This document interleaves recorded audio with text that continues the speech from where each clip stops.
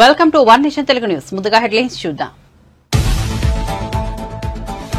నెల్లూరు జిల్లా కావలిలో సీఎం జగన్ మేమంతా సిద్దం సభ. చంద్రబాబుపై తీవ్ర విమర్శలు గుప్పించిన సీఎం జగన్ చంద్రబాబు పేరు చెబితే గుర్తుకు వచ్చే పథకం ఒకటి లేదని ఎద్దేవా. అబద్దాలు, మోసం, కుట్రలు కలిపితే చంద్రబాబు అని వ్యాఖ్యలు.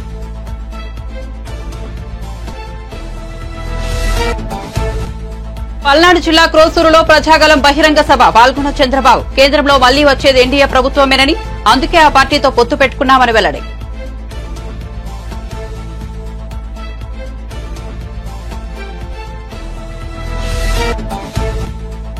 కరెంట్ లేదు, నీళ్లు లేవు, కేవలం కన్నీళ్లే మిగిలాయన్న మాజీ మంత్రి హరీష్ రావు. పంట నష్టపోయిన రైతులకు ఎకరానికి 25,000 ఇవ్వాలని డిమాండ్.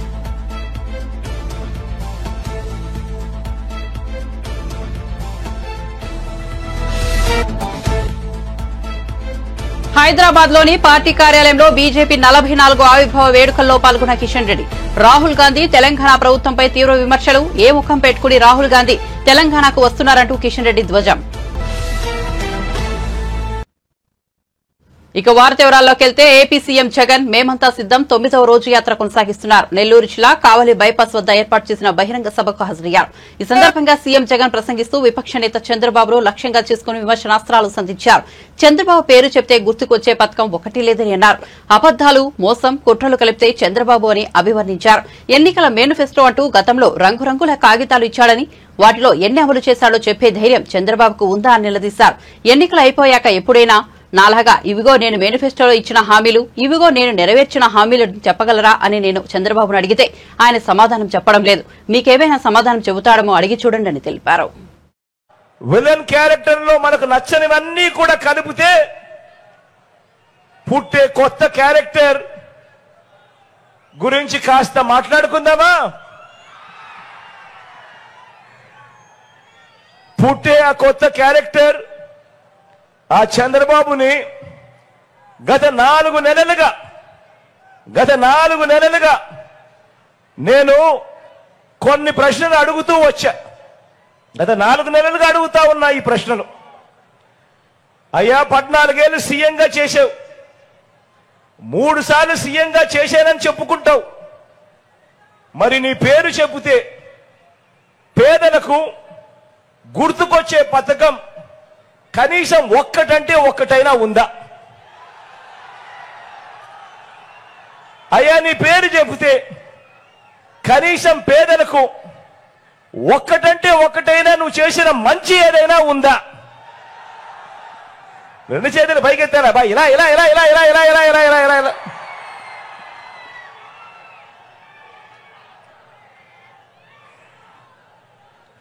అని నేను అడిగాను. 4 నెలలుగా ఇదే అడుగుతా ఉన్నాను. మీ ముందే, మీ సమక్షంలో ఇలా సిద్ధం సభలో లక్షల మంది ముందర ఇప్పటికే ఎన్నోసార్లు కూడా ఇదే అడిగాను. మరి చంద్రబాబు సమాధానం చెబుతాడా? పేదలకు ఆయన చేసిన ఒక్క మంచైనా, ఒక్క మంచి పథకమైనా, ఒక్క పేరైనా చెబుతాడా? నాకు చెప్పలేదు సరే, కనీసం మీకైనా చెప్పాడా?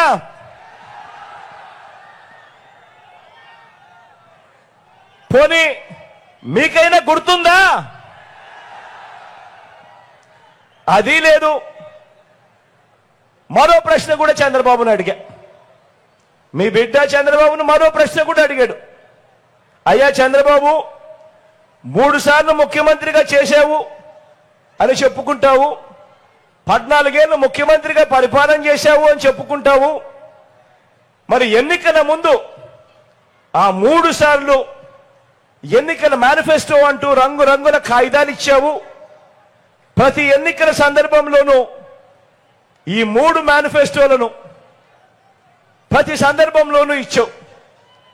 ఆ తర్వాత ఎన్నికలు అయిపోయిన తర్వాత ఒక్కసారైనా కూడా ఇలా నాలా పబ్లిక్ గా నీ మేనిఫెస్టో చూపించి ఇదిగో నేను చెప్పిన మేనిఫెస్టోలో ఇచ్చిన హామీలు ఇదిగో నేను నెరవేర్చా అని కనీసం నీ మేనిఫెస్టోలో నీవు చెప్పింది కనీసం ఒక్కటంటే ఒక్కటైనా కూడా చేశాను అని చెప్పి కనీసం కేంద్రంలో మళ్లీ వచ్చేది ఎన్డీఏ ప్రభుత్వమేనని, రాష్ట్రం అభివృద్ది చెందాలంటే కేంద్రం సహకారం అవసరమన్న సదుద్దేశంతో బీజేపీతో పొత్తు పెట్టుకున్నామని టీడీపీ అధినేత చంద్రబాబు అన్నారు.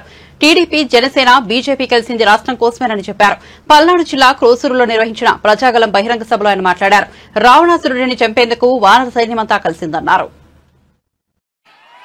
దానికి ఔటర్ రింగ్ రోడ్డు కూడా పెట్టాం.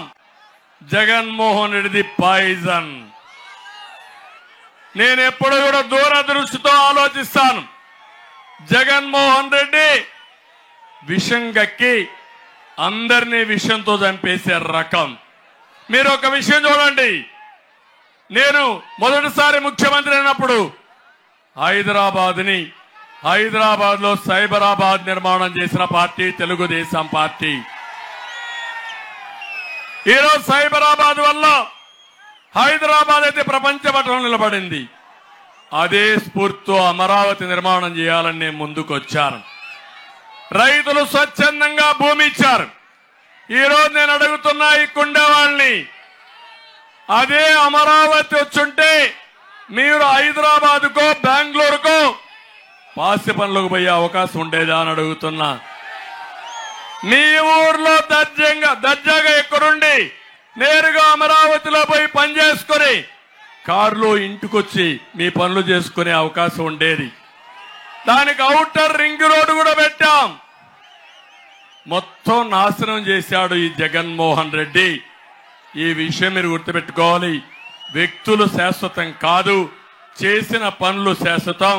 నేను ఆ రోజు రూపకల్పన చేసిన పనులు పూర్తయి ఉంటే అమరావతి ప్రభుత్వానికి లక్షల కోట్ల రూపాయల ఆస్తి వచ్చేది, లక్షల కోట్ల రూపాయల ఆదాయం వచ్చేది. ఈ పేదవాళ్లకు సంక్షేమ కార్యక్రమాలు జరిగేటివి. అవన్నీ కూడా ఈరోజు పూర్తిగా నిర్వీర్యం చేశాడు, విధ్వంసం చేశాడు. ఇది చాలా దుర్మార్గం అని చెప్పి కూడా నేను మీకు తెలియజేస్తున్నా. నేను ఒకటే చెప్తున్నాను, అమరావతిలో ఎలాంటి అవకతవకలు జరగలేదు. కులాల పేరు పెట్టి, మతాల పేరు పెట్టి అవినీతి ఆరోపణలు చేసి అమరావతిని చంపేసిన వ్యక్తి దుర్మార్గుడు ఈ జగన్మోహన్ రెడ్డి. నేను అడుగుతున్నా, మీకు అమరావతి రాజధాని కావాలా వద్దా అని మిమ్మల్ని అడుగుతున్నా. బీజేపీ తెలంగాణ అధ్యకుడు కేంద్ర మంత్రి కిషన్ రెడ్డి శనివారం హైదరాబాద్ లోని పార్టీ కార్యాలయంలో బీజేపీ 44 ఆవిర్భావ వేడుకల్లో పాల్గొన్నారు. ఈ సందర్భంగా ఆయన మాట్లాడుతూ రాష్ట్రంలోని కాంగ్రెస్ సర్కార్పై విమర్శలు గుప్పించారు. ఇచ్చిన హామీలను అమలు చేయడంలో రేవంత్ రెడ్డి ప్రభుత్వం పూర్తిగా విఫలమైందని దుయ్యబట్టారు. గొప్పగా చెప్పుకున్న 6 గ్యారెంటీలను అమలు చేయించలేని రాహుల్ గాంధీ ఏ ముఖం పెట్టుకుని తెలంగాణకు వస్తున్నారని వ్యాఖ్యానించారు. తెలంగాణలో కాంగ్రెస్ పతనం ప్రారంభమైందని అన్నారు. ప్రతి ఒక్కరు కోరుకుంటున్నారు. ఖచ్చితంగా తెలంగాణలో కూడా ఈరోజు భారతీయ జనతా పార్టీకి భవిష్యత్తు ఉంది. ఏదైతే టీఆర్ఎస్ పార్టీ రోజు రోజుకు తెలంగాణలో కనుమరుగయ్యేటువంటి అవకాశం ఉంది. కాంగ్రెస్ పార్టీగా పెరిగే అవకాశం లేదు. కాంగ్రెస్ పార్టీలో ఏదైతే ప్రజలకు హామీ ఇచ్చారో హామీలు అమలు చేసే పరిస్థితి లేదు. గ్యారెంటీల గురించి గాలికి వదిలేశారు. గ్యారెంటీ మాటలతో కాంగ్రెస్ పార్టీ ప్రభుత్వం నడుస్తా ఉంది. మరి తగుదు నమ్మాని నిన్న కాంగ్రెస్ పార్టీ మరి కొన్ని హామీలు ఇచ్చి ఈరోజు తుగ్గూడలో ఏదో బహిరంగ సభ ప్రకటిస్తారట. నేను అడుగుతా ఉన్నాను కాంగ్రెస్ పార్టీని, రాహుల్ గాంధీని, ఓ రాహుల్ గాంధీ, గత అసెంబ్లీ ఎన్నికల్లో తెలంగాణ ప్రజలకు తిరిగి 6 గ్యారెంటీల పేరుతో హామీలు ఇచ్చావు కదా, 100 రోజులు అమలు చేస్తా ఉన్నావు కదా. ఈరోజు ఏ ముఖం పెట్టుకొని తెలంగాణ గడ్డ మీదకి వస్తున్నాడో రాహుల్ గాంధీ చెప్పాలి. మీరు ఇచ్చినటువంటి హామీలు ఎన్ని అమలు జరిగాయో చెప్పాలి.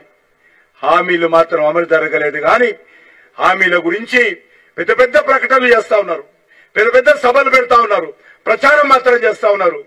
ఈ ముఖ్యమంత్రికి హామీల అమలు మీద దృష్టి లేదు, పార్టీ ఫిరాయింపుల మీద దృష్టి ఉంది. ఏ రకంగా పార్టీని ఫిరాయింపు చేసుకోవాలి, ఏ రకంగా మరి ఫిరాయింపుల చట్టాన్ని వైలేట్ చేయాలి, దాని మీద దృష్టి ఉంది తప్ప రేవంత్ రెడ్డికి గత శాసనసభ ఎన్నికల్లో ప్రజలు మీ గ్యారెంటీలను నమ్మి మీకు ఓట్లేసి నిన్ను ముఖ్యమంత్రి చేస్తే ఆ ముఖ్యమంత్రి బాధ్యత ఈ రేవంత్ రెడ్డి గారు నిర్వర్తించడం లేదు. ఈరోజు నేను బహిరంగ సభకు వచ్చే ముందు రాహుల్ గాంధీ ప్రశ్నిస్తున్నాను.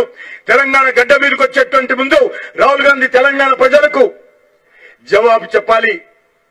మీరు ఇచ్చినటువంటి హామీలు ఏమైపోయినాయి?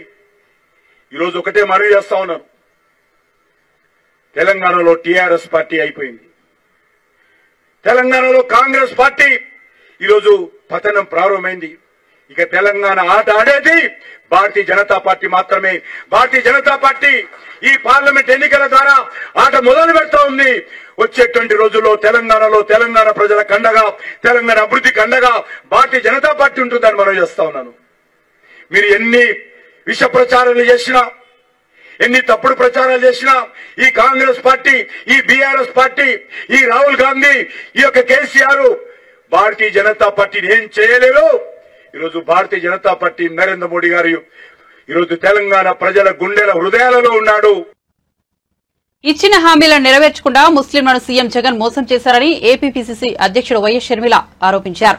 కడప ఎన్నికల ప్రచారంలో నిర్వహించిన ఆమె పెద్ద దర్గాలో ప్రత్యేక ప్రార్థనలు చేశారు. అనంతరం ప్రజలను ఉద్దేశించి మాట్లాడారు. గారు ముస్లింల కోసం చేసిన మేలుకు ముస్లింలు కూడా రాజశేఖర్ రెడ్డి గారిని నెత్తిన పెట్టుకున్నారు, గుండెల్లో పెట్టుకున్నారు. ఎప్పుడు ఓట్లు వస్తే అప్పుడు రాజశేఖర్ రెడ్డి గారికే ఓట్లేశారు ముస్లిం భాయ్యో ఆర్ బహనో. ఇందుకు రాజశేఖర్ రెడ్డి బిడ్డ మరొకసారి శిరస్సు వంచి చేతులు జోడించి కృతజ్ఞతలు చెప్పుకుంటుంది ముస్లిం సోదరులందరికీ. కానీ రాజశేఖర్ రెడ్డి గారి కొడుకు జగన్మోహన్ రెడ్డి గారు, మరి జగన్మోహన్ రెడ్డి గారు బీజేపీ పార్టీకి ఎందుకు బానిస అయ్యారో ముస్లిం సోదరులకు సమాధానం చెప్పాల్సిన అవసరం ఉందా లేదా? గోద్రా విషయంలో ముస్లింలను ఉతికి ఆరేస్తే, మణిపూర్ విషయంలో మరి జగన్మోహన్ రెడ్డి గారు మైనారిటీల మీద జరిగిన అన్యాయానికి, దాడులకి, ఆ హత్యలకి కనీసం నోరైనా విప్పారా జగన్మోహన్ రెడ్డి గారు అని అడుగుతున్నాం. మరి జగన్మోహన్ రెడ్డి గారు, రాజశేఖర్ రెడ్డి గారు ఆశయాలను కాపాడుతున్న వాడు ఎలా అవుతాడు? రాజశేఖర్ రెడ్డి గారి వారసులు అని చెప్పుకుంటున్న జగన్మోహన్ రెడ్డి గారు మరి కనీసం రాజశేఖర్ రెడ్డి గారి మాటకు కూడా ఆయన విలువగా ఇవ్వకపోతే మరి రాజశేఖర్ రెడ్డి గారి ఆశయాలను నిలబెట్టిన వాడు అవుతాడో లేదో జగన్మోహన్ రెడ్డి గారు, ముస్లిం భాయో బహనో సబ్కు సోచనా చాహియే. ఈ రోజు మేము చెప్తున్నాం, జగన్మోహన్ రెడ్డి గారు ముఖ్యమంత్రి కావటానికి ఇదే ముస్లిం ప్రాంతాలకు వచ్చారు. వచ్చి ఎన్ని వాగ్దానాలు చేశాడు జగనన్న గారు? జగన్మోహన్ రెడ్డి గారు చేయని వాగ్దానం ఉందా? ఇమామలకు 15,000 జీతం ఇస్తామని చెప్పారు. ముస్లింలు ఎవరన్నా చనిపోతే ప్రమాదవశాత్తు బీమా కోసమని 5 లక్షల రూపాయలు ఇస్తామని చెప్పారు. ముస్లిం బిడ్డల పెళ్లిలైతే 1,00,000 రూపాయలు ఇస్తామని చెప్పారు. ముస్లిం బిడ్డలు ఫారెన్ వెళ్లి చదువుకోవాలంటే 5 లక్షలు ఇస్తామని చెప్పారు. ముస్లిం బ్యాంక్ అని చెప్పారు. ముస్లింల కోసము రిజర్వేషన్ బేసిస్ లో నామినేటెడ్ పోస్టులకు కూడా అవకాశం కల్పిస్తామన్నారు. ఒక్కటంటే ఒక్క మాటైనా నెరవేర్చారా ముఖ్యమంత్రి జగన్మోహన్ రెడ్డి గారు? ముస్లింల కోసం ఇచ్చిన మాటలలో ఒక్కటంటే ఒక్కటి కూడా నెరవేర్చలేదు. ఈ రోజు కాంగ్రెస్ పార్టీ ముస్లింలను ఆదరించే పార్టీ. ఈ రోజు కాంగ్రెస్ పార్టీ ముస్లింల పక్షాన, మైనారిటీల పక్షాన, క్రిస్టియన్ల పక్షాన, అట్టడుగునున్న ప్రతి వర్గానికి అండగా నిలిచిన ఏకైక party Congress party. BJP party ఎంత అన్యాయం చేస్తున్నా కూడా, బీజేపీ పార్టీ మైనారిటీల విషయంలో అయితేనేమి, మన రాష్ట్రం విషయంలో అయినా కూడా రాజశేఖర్ రెడ్డి గారు, వివేకానంద రెడ్డి గారు ఎంపీలుగా పనిచేశారు. మీ అందరికీ తెలుసు. వాళ్ళ నాయకత్వంలో ప్రజలు ఎంత బాగుపడ్డారో మీకు తెలుసు. మళ్ళీ అలాంటి యుగం రావాలి అంటే నన్ను ఆశీర్వదించండి. నేను అందుబాటులో ఉంటాను. మీ ఎంపీగా మీకు సేవ చేసుకునే భాగ్యం నాకు అవకాశం దయచేయమని ప్రతి ఒక్కరిని మీ రాజశేఖర్ రెడ్డి బిడ్డ శిరస్సు వంచి చేతులు జోడించి మనస్ఫూర్తిగా కోరుకుంటుంది. రాజశేఖర్ రెడ్డి గారు ముస్లింల కోసం. సంగారెడ్డిలో బీఆర్ఎస్ రైతు దీక్షలో పాల్గొన్న గులాబీ పార్టీ ఎమ్మెల్యే మాజీ మంత్రి హరీష్ రావు రాష్ట్రంలోని కాంగ్రెస్ ప్రభుత్వంపై ధ్వజమెత్తారు. మద్దు ప్రభుత్వాన్ని నిద్రలేపడానికి రైతు దీక్షలు చేస్తున్నట్లు పేర్కొన్నారు. కరెంట్ లేదు, నీళ్లు లేవు, కేవలం కన్నీళ్లే మిగిలాయని ఆవేదన వ్యక్తం చేశారు. పంట నష్టపోయిన రైతులకు ప్రభుత్వం ఎకరానికి 25,000 ఇవ్వాలని ఆయన డిమాండ్ చేశారు. అలాగే చనిపోయిన అన్నదాతల కుటుంబాలకు 20 లక్షలు ఇవ్వాలన్నారు. రైతులకు ఇచ్చిన హామీలను కాంగ్రెస్ నిలబెట్టుకోవాలని హరీష్ రావు అన్నారు. పెరుగన్నం పెట్టుకొని తినుకుంటా ఉరికొచ్చిన, బట్ అయినా 4:30 అయింది. చాలా సంతోషం. ఒకటే, నా ఎన్నిక కాదు అని అనుకోకండి దయచేసి. ఎంపీ ఎన్నిక కూడా మనకు చాలా ప్రతిష్టాత్మకం. పులివెందుల అంటే రాజశేఖర్ రెడ్డి గారికి పేరుంది, కుప్పం అంటే చంద్రబాబు నాయుడు. కేసీఆర్ నల్గొండ పర్యటనకు బయలుదేరితే అప్పుడు బీజేపీలోకి యాడికి వచ్చింది రైతులు. అప్పుడు ఏం చేసింది? నిన్న దీక్షలు పట్టింది. మన దీక్షలు ఇవాళ ఉన్నాయని, కేసీఆర్ బయలుదేరిందని మనకంటే ముందు ఒక రోజు నిన్న దీక్షలు పట్టింది. మరి ఇంకో ఏడవైంది? మీరు కేంద్రంలో అధికారంలో ఉన్నారు కదా, మరి మీరు సాయం చేయండి. ఈ కరువు పర్యటనకు కేంద్ర బృందాలను పిలిపియండి. కేంద్ర ప్రభుత్వం నుంచి ఎండిపోయిన పంటలకు, వడగళ్ల వాన పడ్డ నష్టపోయిన పంటలకు కేంద్ర ప్రభుత్వం నుంచి సాయం చేయించండి. అంటే దొందే ఇటు రాష్ట్ర ప్రభుత్వం మొద్దు నిద్రపోతున్నది, కేంద్ర ప్రభుత్వం కూడా రైతులకు మొండి చేయి చూపుతా ఉన్నది. బీజేపీలకు ఇంత కరువు వచ్చినా, పంటలు ఎండినా, రైతులు ఆత్మహత్య చేసుకున్నా బీజేపీలు కదలలే. కేసీఆర్ కాలు బయట పెట్టగానే, కేసీఆర్ ఉద్యమాలు ప్రారంభించగానే అప్పుడు ఈ రాష్ట్రంలో ఉన్న బీజేపీలు కళ్ళు తెరిచి నిన్న దీక్షలంట పట్టింది. దీక్షలు చేయాల్సింది బీజేపీలు ఇక్కడ కాదు, ఢిల్లీలో పోయి చేయండి. మీ కేంద్ర ప్రభుత్వానికి దరఖాస్తు పెట్టండి. రాష్ట్రంలో కరువు ఛాయలు వచ్చినాయి, లక్షలాది ఎకరాల్లో పంట ఎండుతా ఉన్నది. ఢిల్లీ నుంచి కేంద్ర బృందం వచ్చి ఈ రాష్ట్రంలోని రైతుల్ని ఆదుకోవాలని చెప్పి నేను ఇలా బీజేపీ నాయకుల్ని కోరుతా ఉన్నా. ఇదే బీజేపీ కేసీఆర్ హయాంలో బ్రహ్మాండంగా చెరువులు బాగా చేసి, ప్రాజెక్టులు కట్టి, రైతు బంధించి 3 కోట్ల మెట్రిక్ టన్నుల వడ్లు పండితే వడ్లు కొనమని చేతులెత్తింది బీజేపీ కాదా? రాష్ట్రంలో కేసీఆర్ ముఖ్యమంత్రి అయినాడు. గత ఎన్నికల సమయంలో దారుణ హత్యకు గురైన వైఎస్ వివేకానందరెడ్డి కుమార్తె డాక్టర్ సునీత మీడియాతో మాట్లాడారు. తన తండ్రి హత్య కేసులో 5 ఏళ్లుగా పోరాడుతున్నానని వెల్లడించారు. చదువు, తెలివి, స్తోమత ఉన్నా ఏమీ చేయలేక నిస్సహాయంగా మిగిలిపోయానని ఆవేదన వ్యక్తం చేశారు. ఈ పోరాటం తన కోసమే కాదని సామాన్యుల కోసం కూడా అని సునీత స్పష్టం చేశారు. అవినాష్ రెడ్డి అధికారంలోకి రాకూడదనేదే తన లక్ష్యమని పునరుద్ఘాటించారు. నిజాలు చెప్పాల్సిన బాధ్యత తనపై ఉందని, ఆపై ప్రజలే నిర్ణయిస్తారని అభిప్రాయపడ్డారు. వాళ్ళని బాగా ప్రొటెక్ట్ చేయడం జరుగుతుంది. ఈ రోజు ఇది నాకు జరిగింది, ఇట్లాంటివి చాలా మందికి జరుగుతున్నాయి, జరిగినాయి, జరగబోతాయి. ఇట్లాంటివి మళ్ళీ మళ్ళీ జరగకూడదంటే చేయించిన వాళ్ళకి శిక్ష పడితే గాని కాదు. నాకు జస్టిస్ రావాలంటే ఈ పవర్ అన్నది హంతకులకు ఉండకుంటేనే జస్టిస్ వస్తుంది అన్న డిసిషన్కి వచ్చిన. That is my goal. ఆ ధ్యేయంగానే ఇప్పుడు ఎలక్షన్స్ ముందర బయటకు వచ్చింది ఎందుకంటే హత్య చేసిన వాళ్ళు చట్టసభల్లో ఉండకూడదు. That's why I'm here. రాజకీయాల్లోకి ఎందుకు వస్తున్నాను? అగైన్ నేను కంటెస్ట్ చేయట్లేదు, నాకు ఇంట్రెస్ట్ లేదు. అవినాష్ రెడ్డి గారు ఓడిపోవాలి. దస్తగిరి A4 ఆయనని అప్రూవర్ చేయడం నాకు సంబంధం లేదు. That is between the CBI, the accused and the court. వాళ్ళకి సంబంధించింది. దస్తగిరి ఏమైతే చెప్పాడో అదే ఇన్ఫర్మేషన్ మనకి గూగుల్ టేక్అవుట్స్లో కానీ కనిపించట్లేదా? అదే ఇన్ఫర్మేషన్ మనకు IPDR డేటాలో కనిపించట్లేదా? ఒకరు చెప్తే నమ్మాల్సిన అవసరం లేదు, కానీ ఆ చెప్పిన మనిషి ఇంకో సైంటిఫిక్ ఎవిడెన్స్, ఇది ఎవరు చెప్పిండేది కాదు, సైంటిఫిక్ ఎవిడెన్స్ కూడా ఉంటే అదే దానికి మ్యాచ్ అవుతూ ఎట్లా నమ్మకుండా ఉంటారండి? నేనే నమ్మలేదు ఇది మొదట్లో. జగన్మోహన్ రెడ్డి ఉండగా అసెంబ్లీలో అవినాష్ రెడ్డి గారికి క్లీన్ చిట్ ఇవ్వడం మీరు చూస్తారు. కర్నూలులో ఎట్లా 2 రోజులు సిబిఐ వాళ్ళు వేచి పోలీస్ సపోర్ట్ కోసం అడిగి ఒట్టి చేతులతో ఎన్నికొచ్చారో అరెస్ట్ చేయకుండా మనం అందరం కళ్ళతో చూసాం. ఇంతగా ప్రొటెక్షన్ ఇస్తుంటే ఎందుకు మీరు అడుగుతున్న A4 గురించి? మన ఇంకొకరు పోయి జైల్లో ఇన్ఫ్లుయెన్స్ చేయడానికి 20 కోట్ల డబ్బులు ఇస్తాము, మీరు స్టేట్మెంట్ వెనక్కి తీసుకుంటే, ఇట్లాంటివన్నీ ఎందుకు జరుగుతున్నాయి? ఎందుకు చేపిస్తున్నారు? ఆలోచించండి. జగన్మోహన్ రెడ్డి గారికి MP సీట్ ఇవ్వాలని 1999లో కూడా 2004లో కూడా ఆలోచించారు. కొన్ని అనివార్య కారణాల వల్ల అది జరగలేదు. 2004 ఎలక్షన్ లో కూడా వివేకానంద రెడ్డి గారు was the last person, he was one of the first person to be who's name was declared elections candidates గా. కానీ ఆయన వద్దు, ఇది జగన్మోహన్ రెడ్డి గారికి ఇవ్వాలి అని చెప్పేసి ట్రై చేశారు. అది కుదరలేదు, హైకమాండ్ ఒప్పుకోలేదు. So unfortunately he contested. But 2009లో it was clear decision that Jaganmohan Reddy garu contest చేస్తారని చెప్పి. మా కుటుంబాన్ని నిలువులా చీల్చేస్తున్నారు, మా చిన్నాన్నకి మినిస్ట్రీ ఇచ్చి అందుకే రిజైన్ చేస్తున్నారని ఆయన మాటలే మీకు కనిపిస్తాయి. మీరే వెతుక్కోండి, ఓల్డ్ రికార్డ్స్ ఉంటాయి కదా మీ దగ్గర, చూడండి. పొలిటికల్ పార్టీని, ప్రతి బ్యూరోక్రాట్ని అప్రోచ్ అవ్వడానికి అవుతున్నాను, ఇంకా పర్సిస్ట్ చేస్తాను. ఇంకా ఎవరైనా కలవాల్సిందంటే కలుస్తాను. నాకు పార్టీలకు సంబంధం లేదు. అది ఏ పార్టీ ఆ పార్టీ నాకెందుకు పార్టీస్? నాకు కావాల్సింది జస్టిస్. బీజేపీ అయి ఉండండి, CPM ఉండండి, కాంగ్రెస్ ఉండండి, TDP ఉండండి, YSRCP ఉండండి, మీరు న్యాయం కరెక్ట్గా డెలివర్ చేస్తారు అన్న నమ్మకం నాకుంటే నేను ఎందుకు మాట్లాడకూడదు? నాకేమి పదవులు అవసరం లేదు. నాకు కావాల్సిందంతా ఎవరు వాళ్ళ పని వాళ్ళు సక్రమంగా చేయాలి. నాకేమి ఫేవర్ కూడా చేయాల్సిన అవసరం లేదు. ఇక్కడ 20 సంవత్సరాల క్రితము నేను ఒక డిసిషన్ చేసుకున్నాను, నాకు ఈ పాలిటిక్స్కి సంబంధం ఉండకూడదు అని. ఎట్లయితే వివేకానంద రెడ్డి గారికి వెన్నుపోటు పొడి చేస్తే ఎమ్మెల్సీ ఎలక్షన్స్లో ఆయన పోయి మళ్ళీ వాళ్ళని కొట్టలేదు, ఆయన ఇంకా ఎక్కువ ప్రయత్నిస్తున్నాడు సపోర్ట్ చేయడానికి పార్టీకి, ఆయన సామర్థ్యం చెప్పడానికి. ఇక్కడ కూడా my goal is not revenge అయితే నేను పోయి నరికేదాన్ని. My goal is to improve the systems.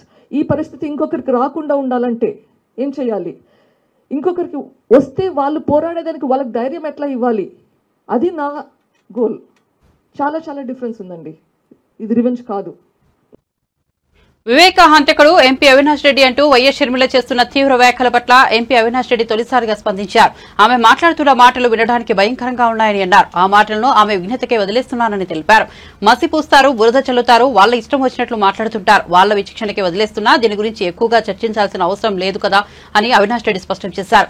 ఎంత మాట్లాడుకోవాలంటే అంత మాట్లాడుకోండి, నాకెలాంటి అభ్యంతరం లేదు, కానీ మనిషిగా పుట్టాక కొంచెమైనా విఘ్నత, విచక్షణ ఉండాలి, కొంచెమైనా ఇంగిత జ్ఞానం ఉండాలంటూ హితవు పలికారు. ఎలా ఉంటుందంటే వినడానికి ఎంత భయంకరంగా ఉంటుందంటే అంత భయంకరంగా ఉంటుంది, కానీ వాళ్ళ విజ్ఞతకే వదిలేద్దాం, ఆ మాట వాడే వాళ్ళ విజ్ఞతకే వదిలేద్దాం. ఎందుకంటే పరిస్థితి ఎలా ఉంటుందంటే మొహానికి మసి పూస్తారు, లేకుంటే మీద పొడి వేస్తారు, నువ్వు కరుక్కో అంటారు, నువ్వు తుడుచుకో అంటారు, నువ్వు తుడుచుకుంటూ పోతే తిడుతూనే ఉంటారు. నీ విజ్ఞతకే వదిలేస్తున్నా, మాట్లాడే వాళ్ళ విజ్ఞతకే నేను వదిలేస్తా ఉన్నా. ఎక్కువ దీని గురించి డిస్కషన్ కూడా అవసరం లేదు, మాట్లాడే వాళ్ళు ఎంత కావాలంటే అంత మాట్లాడుకోండి, నాకే అభ్యంతరం లేదు. కానీ మనిషి అన్నాక కొంచెము విజ్ఞత, విచక్షణ అనేది కొంచెమైనా ఉండాలని చెప్పి నేను కోరుకుంటా. మనిషి అన్నాక, మనిషి పుట్టుకే అయితే కదా తప్పకుండా కొంచెమైనా విజ్ఞత, విచక్షణ ఉండాలా, కొంచెమైనా ఇంకిత జ్ఞానం ఉండాలా. ఏదేమైనా మీ విజ్ఞతకే నేను వదిలేస్తా ఉన్నా అని చెప్పి వినడానికి ఎంత భయంకరంగా ఉంటుందంటే అంత భయంకరంగా ఉంటుంది, కానీ వాళ్ళ విజ్ఞతకే వదిలేద్దాం. గతంలో వర్షాలకు రైతులు నష్టపోతే కేసీఆర్ ఎందుకు పొలం బాట పట్టలేదని బీజేపీ జాతీయ కార్యదర్శి బండి సంజయ్ ప్రశ్నించారు. బీఆర్ఎస్ పాలనలోనే రైతులకు సంఖ్యలో వేశారన్న ఆయన అధికారం లేకపోతే కేసీఆర్ కుటుంబం బతకలేకపోతోందని వ్యాఖ్యానించారు. బీఆర్ఎస్ హయాంలో పంట నష్టపోయిన రైతులకు 10,000 ఇస్తానన్న కేసీఆర్ ఎందుకు ఇవ్వలేదని ప్రశ్నించారు. ముఖ్యమంత్రి కేసీఆర్ గారు ఎండిపోయిన పంటలను సందర్శించే కార్యక్రమం చేయడము చాలా సంతోషం. దాన్ని వ్యతిరేకిస్తాము, ఎవరు వ్యతిరేకించరు కూడా. ఇప్పటికైనా ఆయన బుద్ధి వచ్చింది, ఇప్పటికైనా ఎండిపోయిన పంటలు గుర్తొచ్చినాయి. ఇప్పటికైనా ఆయన ప్రభుత్వ హయాంలో కూడా ఇబ్బంది పడ్డ రైతులు గుర్తొచ్చారు. కానీ ఆయన ముఖ్యమంత్రిగా ఉన్నప్పుడు ఈ పర్యటనలు ఎందుకు చేయలేదో స్పష్టం చేయాలి. అంటే మళ్ళీ తెలంగాణ సెంటిమెంట్ రగిలించే ప్రయత్నం చేస్తున్నాడు. నువ్వు ముఖ్యమంత్రిగా ఉన్నప్పుడు ఈ పర్యటనలు ఎందుకు చేయలే? నీ 10 ఏళ్ల కాలంలో 11,000 మంది రైతులు ఆత్మహత్య చేసుకున్నారు. దాని కారకులు ఎవరు? ఆ రోజు ఏ ఒక్క రైతు కుటుంబానన్నా నువ్వు పరామర్శించినవా? ఏ ఒక్క రైతు కుటుంబానన్నా నువ్వు ఆదుకున్నావా? ఈ 10 ఏళ్ల కాలంలో ఏ ఒక్క నష్టపోయిన రైతు కుటుంబానికి నువ్వు పైసలు ఇచ్చినావా? నా పైసలు ఇచ్చినావా? నువ్వు ముఖ్యమంత్రిగా ఉన్నప్పుడు ఒక తీరు, నువ్వు ముఖ్యమంత్రి లేనప్పుడు ఒక తీరు. అధికారం లేకుంటే విలువలు కొట్టుకుంటుంది కేసీఆర్ కుటుంబం. భరించలేకపోతున్నారు, బతకలేకపోతున్నారు కుటుంబం. ఇవాళ కరీంనగర్కి వచ్చిండు, సంతోషం. మొగ్దుంపూర్కి పోయినావు, చాలా సంతోషం. కానీ మొగ్దుంపూర్ పక్కకే బౌద్ధుడిగాని పెట్టుకున్నది, చెల్లబుతుకున్నది, చావనపల్లి ఉన్నది. ఆ ప్రాంతం అనేక గ్రామాలు ఉన్నాయి, ఈ గ్రామానికి అనేక గ్రామాలు ఉన్నాయి. ఇటు వీణవంక ఉన్నది, హుజాబాద్ ప్రాంతాలు ఉన్నాయి, జమ్మిగూడ, చాలా మండలాలు కూడా రైతులు నష్టపోయారు. అటు ఎందుకు పోలే? అటు పోకపోవడానికి కారణం ఏంది? సరే బిజీని అవ్వచ్చు, కనీసం ఆడ పంటలు నష్టపోయిన విషయాన్ని ఎందుకు గుర్తించలేకపోయినావు? పోయినసారి ఇదే నెలలో వడగళ్ల వానల వల్ల ఇదే చొప్పదండి నియోజకవర్గంలోని రామడుగు మండలం లక్ష్మీపూర్ గ్రామానికి నువ్వు వచ్చినావా లేదా? హెలికాప్టర్ వేసుకొని వచ్చి చిట్కలు వేసుకుంటా నేను హైదరాబాద్ పోయేసరికి 10,000 రూపాయలు మీ అకౌంట్లో ఎకరానికి వేస్తాను. ఎందుకే లేదో నేను ఎందుకు స్పష్టం చేయలే? సిరిసిల్లలో నీ కొడుకు ప్రాతినిధ్యం వహించినటువంటి సిరిసిల్లలో వడ్ల కుప్పల మీద రైతులు ఆత్మహత్య చేసుకున్నారు, గుండెపల్లి చచ్చిపోయారు, వడ్లను మొత్తం దగ్ధం చేసుకున్నారు, పంట నష్టపోయింది ఆడ. వాటి గురించి ఇలా 10,000 రూపాయలు ఎకరానికి ఇస్తాను, ఎందుకు వెళ్ళకపోయినావు? నీ ప్రభుత్వ హయాంలోనే రైతులకు బేడి లేచింది వాస్తవం కాదా?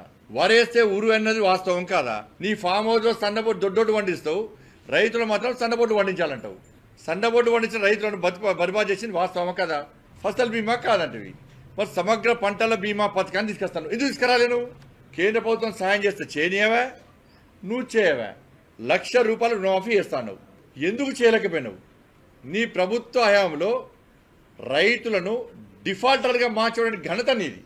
సేమ్ అదే పంతాను కాంగ్రెస్ పార్టీ కొనసాగిస్తున్నది. నీళ్ళు ఇచ్చినామంటే వాళ్ళ ఇదే కేసీఆర్ గారి హయాంలో, అంతకుముందు 18 లక్షల బోర్ బావులు ఉండే 18 లక్షల బోర్ బావులు ఉంటే ఇలా కేసీఆర్ ప్రభుత్వంలో ఆ బోర్ బావుల సంఖ్య ఎంత అంటే 28 లక్షల బోర్ బావులు.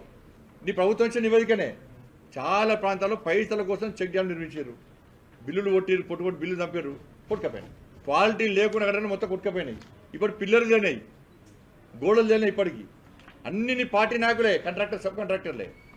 కాంట్రాక్టర్లు అవతారం ఇచ్చిందే మీ పార్టీ నాయకులు.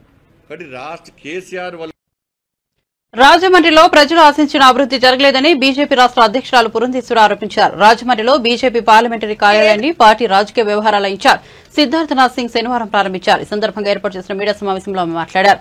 ఇళ్ల స్థలాల పేరుతో వైఎస్సార్సీపీ ప్రజాప్రతినిధులు 100 కోట్లు దోచేశారని విమర్శించారు. ఈ 5 సంవత్సరాల కాలం ఆంధ్ర రాష్ట్రం ఎన్ని ఇబ్బందులు ఎదుర్కొందో ప్రజలందరికీ తెలుసు. ఆ నేపథ్యంలో రాజమండ్రి నియోజకవర్గం, పార్లమెంట్ నియోజకవర్గంతో సైతం ఇక్కడ ఉన్నటువంటి ప్రజలు ఖచ్చితంగా మార్పు ఆకాంక్షిస్తున్నారని చెప్పి నేను భావిస్తున్నాను. ఎందుకంటే 5 సంవత్సరాల కాలం చూసినట్లయితే ఇక్కడ ఎంపీ అభ్యర్థిని ఎన్నుకున్నప్పటికీ ఏవైతే ఇక్కడ ప్రజలు ఆకాంక్షించారో, ఏ మేరకు ఇక్కడ అభివృద్ధి జరగాలని, ఏ మేరకు ఇక్కడ ప్రజలకి నిజమైనటువంటి సంక్షేమం అందజేయాలి అని చెప్పి ప్రజలు ఆకాంక్షించారో ఆ మేరకు ఇక్కడ అభివృద్ధి కావచ్చు, అదేవిధంగా నిజమైనటువంటి సంక్షేమం ప్రజలకి చేరవేయడం కావచ్చు జరగలేదు అనేటువంటి భావన ఇక్కడ ఉన్నటువంటి ప్రజల మనసుల్లో గట్టిగా ఉన్నటువంటి మాట. ఎందుకంటున్నామంటే ఇళ్ల నిర్మాణం చూసినట్లయితే జగనన్న కాలనీలు అన్నారు, తక్కువ ధరకి భూసేకరణ చేయటం, ఎక్కువ ధర అక్కడ గవర్నమెంట్కి చూపించి డబ్బు తీసుకోవడం, చదును చేస్తున్నాం అని చెప్పి 300-400 కోట్లు వరకు కావాల్సిన వాళ్ళకి ఇచ్చి దానిలో అవినీతి చేయడం, మడ అడవులు కావచ్చు, లేకపోతే చిత్తడి భూములు ఏవైతే ఉన్నాయో అక్కడ జగనన్న కాలనీ నిర్మాణం చేయడం అని చెప్పి చెప్పడం కావచ్చు. ఇవన్నీ కూడా ఇక్కడ ఉన్నటువంటి ప్రజల్ని మోసం చేసే దిశగా ఉన్నది. కానీ నిజంగా సంక్షేమం అందించాలి అనేటువంటి భావన అయితే ఇక్కడ ఉన్నటువంటి ప్రజాప్రతినిధులకి లేదు అనేటువంటి భావన రాజమండ్రి నియోజకవర్గంలో ఉన్నటువంటి ప్రజల మనసుల్లో ఉన్నటువంటి నేపథ్యంలో ఖచ్చితంగా ఈ కూటమికి సంబంధించినటువంటి పార్లమెంట్ అభ్యర్థి కావచ్చు, అదేవిధంగా అసెంబ్లీలకు నిలబడినటువంటి అభ్యర్థులు కావచ్చు, 7 అభ్యర్థులు ఎవరైతే ఇక్కడ ఉన్నారో వారిని సైతం ఖచ్చితంగా గెలిపించుకోవాలి అనేటువంటి కృత సంకల్పంతో ప్రజలు ఇవాళ ముందుకు వచ్చి ఆశీర్వదించడానికి సన్నద్ధంగా ఉన్నారు అని చెప్పి నేనైతే గట్టిగా విశ్వసిస్తున్నటువంటి మాట. ఇంతకు ముందున్నటువంటి ప్రజాప్రతినిధులు అలివిగాని వాగ్దానాలు ఏవైతే చేశారో, అంటే కాకినాడ రాజమండ్రిని మేము ట్విన్ సిటీ చేసేస్తామని, లేకపోతే ఏదో పాశ్చాత్య దేశాల్లాగా మేము డెవలప్ చేసేస్తామని చెప్పినటువంటి వారు కనీసం ఇక్కడ పర్యాటక రంగాన్ని కూడా సరిగ్గా ఇక్కడ అభివృద్ధి చేయలేకపోయారు. కానీ అలివిగాని వాగ్దానాలు చేసే దిశగా కాకుండా ఖచ్చితంగా రాజమండ్రి పార్లమెంట్ నియోజకవర్గ అభివృద్ధికి నేను కట్టుబడి ఉన్నాను. ఇక్కడ ప్రజల ఇబ్బందులు ఏవైతే ఎదుర్కొంటున్నారో వాటి పరిష్కారానికి నేను కృతనిశ్చయంతో నేను పనిచేస్తాను. అందరికీ అందుబాటులో ఉంటూ వారి సమస్యల్ని పరిష్కరించే దిశగా నేను అడుగులు వేస్తాను అని చెప్పి మాత్రమే మీ ద్వారా నేను ప్రజలందరికీ కూడా తెలియజేసుకుంటున్నటువంటి విషయం. మరి ఆ అయోధ్య రాముని అనుగ్రహంతో మా తండ్రి గారు, మీ అన్నగారు అయినటువంటి నందమూరి తారక రామారావు గారి ఆశీర్వాదం. బులెటిన్ ముగించే ముందు హెడ్లైన్స్ మరోసారి చూద్దాం. నెల్లూరు జిల్లా కావలిలో సీఎం జగన్ మేమంతా సిద్దం సభ. చంద్రబాబుపై తీవ్ర విమర్శలు గుప్పించిన సీఎం జగన్, చంద్రబాబు పేరు చెప్తే గుర్తుకొచ్చే పథకం ఒకటి లేదని ఎద్దేవా. అబద్దాలు, మోసం, కుట్రలు కలిపితే చంద్రబాబు అని వ్యాఖ్యలు.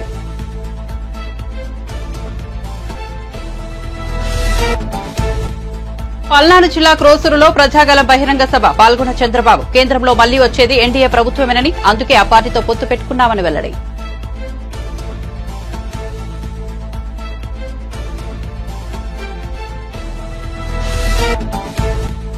కరెంట్ లేదు, నీళ్లు లేవు, కేవలం కన్నీళ్లే మిగిలాయన్న మాజీ మంత్రి హరీష్ రావు. పంట నష్టపోయిన రైతులకు ఎకరానికి 25,000 ఇవ్వాలని డిమాండ్.